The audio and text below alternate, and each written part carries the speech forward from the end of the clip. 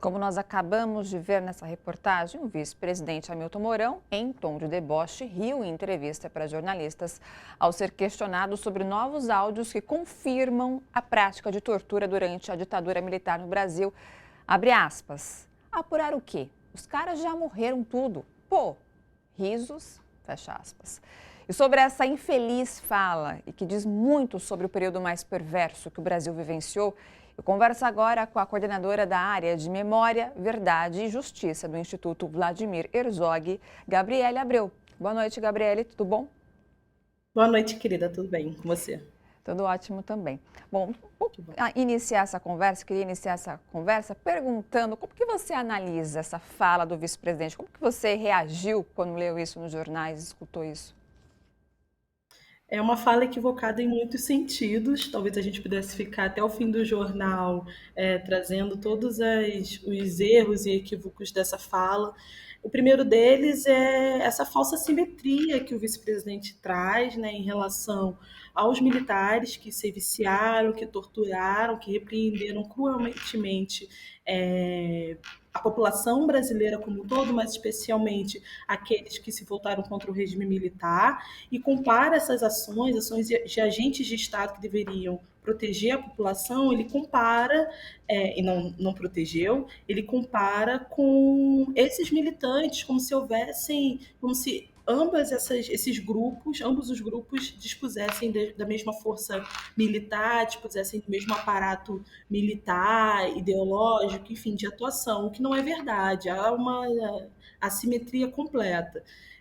Tem também essa ideia de que já não vale mais uma responsabilização dos autores, dos perpetradores, autores de crimes durante a ditadura, esses agentes de Estado que cometeram sim crimes. Na verdade, mesmo tendo passado décadas desde o fim da ditadura, é muito importante que a gente se volte para aquele período, faça uma análise crítica e sim responsabilize, ao menos responsabilize, né, se a gente não for capaz de repreender, de, enfim, punir esses agentes, que a gente consiga ao menos responsabilizá-los, enfim, apontar quem foram esses culpados e pontuar também os crimes que cometeram. Então, são muitos os equívocos, mas eu apontaria ao menos esses dois. E, Essa falsa simetria que a fala do vice-presidente traz e essa questão, essa minimização da do que importância foi? de se responsabilizar esses agentes, ainda que eles estejam muito idosos ou até mesmo tenham falecido. É E, importante sim que a gente faça esse movimento, mesmo agora,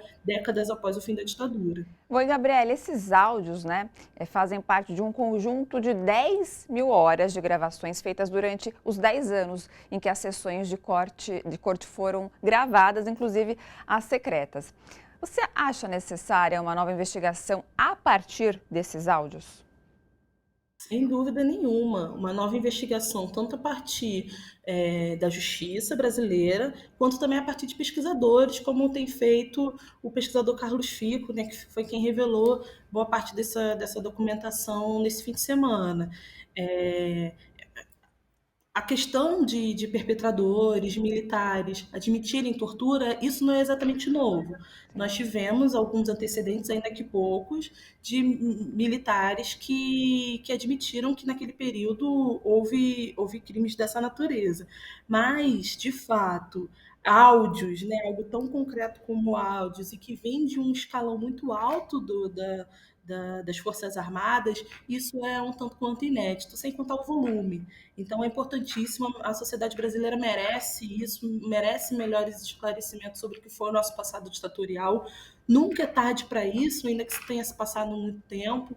Então, eu defendo sim que a gente possa, agora, daqui para frente, com esse material em mãos, se debruçar sobre esses áudios e desvelar um pouco mais, pelo menos, do cotidiano de repressão, de tortura, desaparecimentos forçados, enfim, crimes diversos que o Estado brasileiro cometeu contra seus próprios cidadãos, contra brasileiros. Sim. Gabriele, você mencionou a questão da falta de punição. Você acredita que a falta de punição e a tentativa de apagar, né, e reverter essa história que o Brasil viveu acaba perpetuando na violação, violência e na violação, né, dos direitos humanos? Sem dúvida nenhuma, porque acaba perpetuando uma cultura de impunidade que, inclusive, antecede a ditadura, e felizmente é uma cultura que é muito íntima da história do país. Basta a gente lembrar da própria escravidão, em que foram cometidos uma série de crimes contra a humanidade, contra os direitos humanos também, em alguma medida, e não temos qualquer enfim, investigação mais profunda a respeito daquele período, que, claro, é um período muito distante, mas que a gente, enquanto sociedade, merecia esse tipo de investigação, de verdade.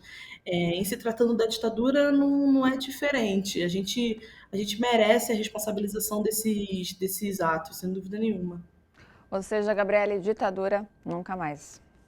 Nunca mais, nunca mais. Ainda que a gente viva resquícios, viva heranças desse período, o que a gente precisa é romper com a cultura Sim, de impunidade, com a cultura de violência e de violações de direitos humanos, sem com dúvida nenhuma. certeza. Bom, Gabriele, obrigada, viu, pela sua participação aqui com a gente. Eu que agradeço, querida. Boa noite a todos. Para você também.